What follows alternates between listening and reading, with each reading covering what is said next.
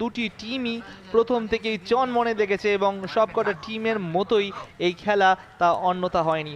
স্নেহাশিস এবং opponent captain তারা একে অপরের বিরুদ্ধে প্রথমত চোখে চোখ রেখে প্রার্থনা, তারপরেই শুরু আজকের ম্যাচ।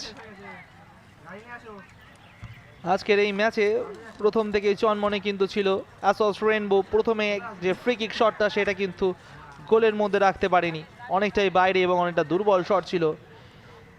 কিন্তু তারপরেই শুরু হয় আক্রমণ এবং এই ঝোরালো আক্রমণ থেকেই প্রথমেই ঝুড়িতে ওঠে প্রথম গোল, তাও আবার 3 মিনিটের মধ্যেই, যেটা সত্যি নজর কাড়া দৃশ্য ছিল আজকের এই ম্যাচে।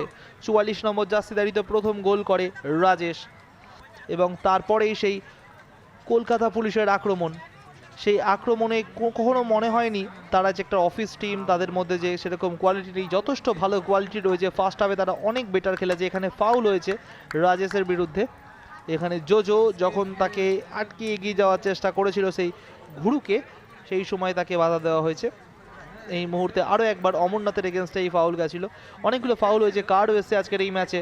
কিন্তু পজিটিভনেস যেই কথাটা বলবো, এখানেও একটা চ্যালেঞ্জের পর চ্যালেঞ্জ, অনেকগুলো ফাউল এবং কার্ড প্রচুর এসছে। কিন্তু সবচেয়ে ভালো কথা, আক্রমণ এবং প্রতি আক্রমণে কিন্তু খেলাটা জমে উঠেছিল। অমরনাথ আবার বক্সের মধ্যে দুজন প্লেয়ারকে বিট করে এগিয়ে যাওয়ার চেষ্টায় তাকে বাধা দেওয়া হয়েছিল সেই দীপদেদের টিমের তরফ থেকে, অর্থাৎ কলকাতা পুলিশের ডিফেন্সের তরফ থেকে, এবং বক্সের বাইরে থেকে ফাউল হয়েছিল। ওখানে একটা হেড ছিল, এটা পজিটিভ হেড ফার্স্ট হাফে, কিন্তু এই হেডেও কাজের কাজ হয়নি।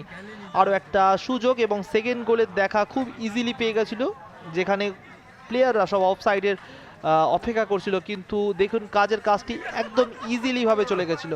রেফারি ফ্ল্যাগ আপ করেনি, জানায়নি, অন সাইডেড ছিল তিনি। আরও একবার কন্ট্রোল, এই কন্ট্রোলে প্রায় গোলটা পেয়ে গেছিল, কিন্তু সত্যম সে কিন্তু সঠিক সময় সঠিক জায়গায় ছিল, সেই কারণে ফার্স্ট হাফে গোলের দেখা পায়নি কলকাতা পুলিশ। সেকেন্ড হাফে আমরা ফিরে আসলাম বেশ কিছু পরিবর্তন নিয়ে কলকাতা পুলিশ এবং অ্যাসস রেইনবোর। এখানে সৌরভ দাস প্রায় তাকে ধরে ঘুরিয়ে ফেলেছিল, সেই কারণেও ফাউল হয়েছিল সেই কারণে। এবং এখানে একটা ভুল করে বসেছিল প্রায় সত্যম,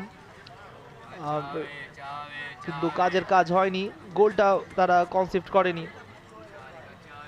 ভালো খেলার চেষ্টা করেছে জোজো, বেশ বেটার দেখিয়েছে তাকে। বা পায়ে শটটা একদম পারফেক্ট ছিল, যদি একটু ডাউন হতো তাহলে কিন্তু গোলের একটা আভাস আমরা পেতাম। জোজোর এই শটগুলো কিন্তু বেশ ভালো লাগছে। এখানে আউটসাইড ইনসাইড করে বক্সের মধ্যে প্রবেশ অমরনাথ, এবং এখানে যখন ফিনিশ করতে যাবে তার আগেই ভালো সেভ সন্দীপ কুমারের। আজকে সত্যাকে বেশ বেশ ভালো লেগেছে গোলরক্ষক সেই অ্যাসস রেইনবোর, কিন্তু তার থেকেও বেটার দেখিয়েছে ডিফেন্ডারদের। এবং সৌভিক ঘোষালের সেই লাস্ট চেষ্টা, শেষ মুহূর্তে আসা পরিবর্তন প্লেয়ার সত্যি শেষ মুহূর্তে ঝলক দেখিয়েছে। এখানে একটা খুব পোর পাস সন্দীপ কুমারের জন্য, এবং সন্দীপ কুমারের পাস থেকে সৌভিক দুরন্ত দুজনকে কাট করে বা পায়ে ফিনিশটা করতে ভুল করেনি। স্কোর লাইন চেঞ্জ হয়েছিল 3-0, এবং সেখানেই কাজের কাজ করেছে এই সুপার সাব সৌভিক ঘোষাল। দারুণ গোল, এবং নিজের নামটা লিখে দিলেন স্কোর শিটের খাতায়। আগামী দিনের আরও বেটার পারফরমেন্স চাইবো তার কাছ থেকে। অমরনাথ সেখান থেকে স্নেহাশিস, এবং বা পায়ে ফিনিশ করার চেষ্টা, কিন্তু আরও একটু বেটার হতে পারতো, আনলাকি ছিল সেখানে।